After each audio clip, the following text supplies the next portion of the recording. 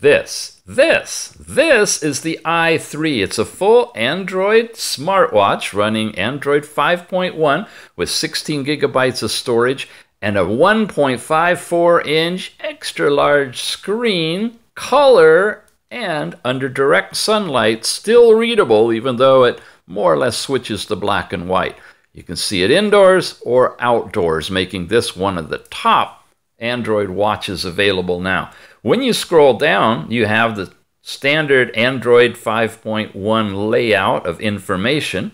When you swipe over here, you get notifications. Over here, your apps, and then your music player. And of course, if you swipe up, you're going to get weather. As far as installed apps, you have the standard complement plus Bluetooth calling. That's the new addition in Android 5.1 watches that lets you tether to your phone to make phone calls. You have all the other stuff you're used to, calendars, clocks, a camera on the side that, yes, you can see it outdoors when you're taking pictures, sound recorders, file managers, and more. All the Google software's available as well.